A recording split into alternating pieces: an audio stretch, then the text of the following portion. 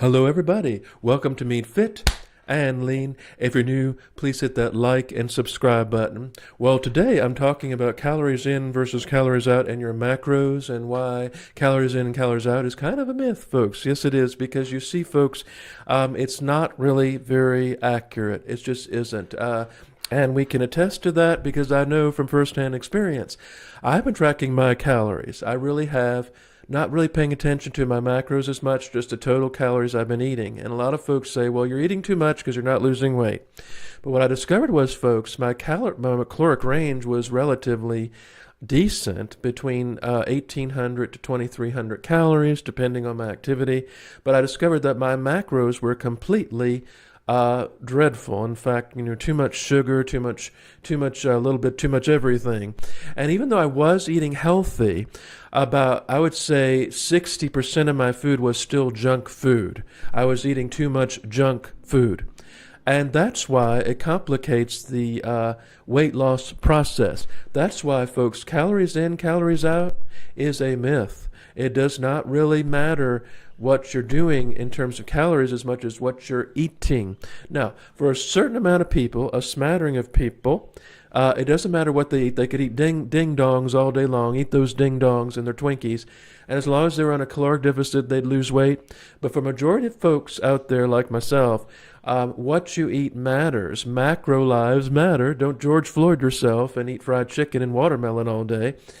Macro lives matter. And so it's very important that you track your macros. You have to get a certain amount of protein. You have to watch your sodium levels. You have to make sure you get magnesium, potassium.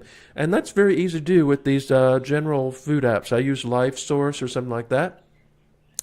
But what I noticed, folks, is I was still ordering too much food. Ordering DoorDash, doing DoorDash, which is a mistake, I know.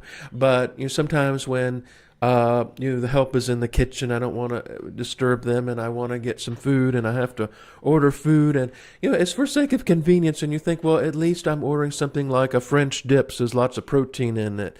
But then you can't really track the stuff that's in it, and you still don't know how much calories you're getting, right? But it is still the amount of other stuff I was eating. Like I was having too much snacks and chips, breads, stuff that really doesn't go well with losing weight. And so what you discover over time is you're eating the right amount of calories and you're still not losing weight. What could it be? Probably it's the food you're eating is why you're not losing weight. See, obesity is a sign of being is that the right word? That you're deficient in a nutrient sense, that you're nutrient deficient. When you're obese, you're not getting the right amount of nutrients, just like a thin person is not getting the right amount of nutrients. I heard a story about a lady that was 47 years old, and she was thin as a rail, but all she ate all day was Pepsi and cookies.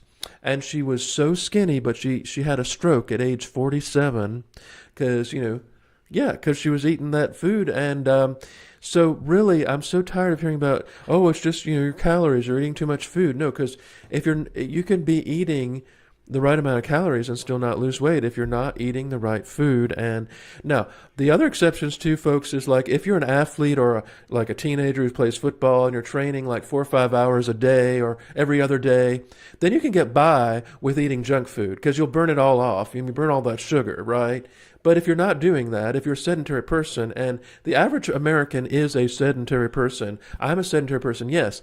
I exercise, I go to the gym 3 times a week, and I do that. But that doesn't cut the mustard when it comes to weight loss because I'm not a construction worker. I'm not out there doing heavy lifting every day.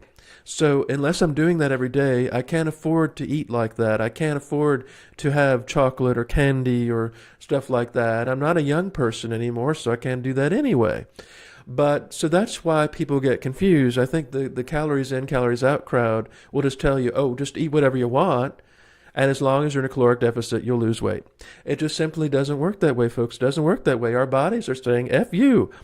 F you, I'm going to store fat because you're not eating the right way. And you're eating too much junk food. You're not eating enough protein. You're not having enough, the right kind of foods that I want. So I just want to make that clear, folks, and I just want to settle the score. This is what I've learned on my weight loss journey. I thought I could do this, but when I was when I was 30, of course I was much younger. When I was 30, I was going for bike rides 3 times a day. 2 or 3 times a day, I would ride my bike. I was taking walks every day. So I was eating cookies. I was having sugar and stuff, but I was burning it off. But I don't do that now because, unfortunately, I have fibromyalgia and a lot of other things. So I'm not riding my bike every day like I was. I'm not going on 12-mile bike rides. I'm not doing that stuff. So you have to be realistic, and it's not just the calories. It's the junk food that it won't work unless you're doing that kind of exercise. You can't get away with it. You have to do other things. So that's why people who do Ozempic look terrible, because they mostly don't eat they don't eat the right foods, because they can't eat at all. They have no appetite. When I was taking my diet drugs, I had to force myself to have a yogurt and a glass of orange juice, and that was all I could eat. And I dropped 40 pounds in 2 months, but of course, I was very young, so I looked good. Actually, I didn't have any stretch marks. I didn't have any loose skin, but I was, 17, 18 years old. But still, that was not healthy for me. And of course, I gained the weight back within 2 years and had to do it all over again. So here we are in my 40s, and I have to lose weight. And I've been trying to, when I got fat, folks, officially when I was 12 years old, I was obese. So I've been struggling with my weight for, 33 years? That's 33 years of not knowing how to eat, never being told what's a macro, what's a protein, what's a carbohydrate. Of course, I knew in the back of my mind, I knew carbohydrates were not, they were fuel, they were energy, and proteins were different.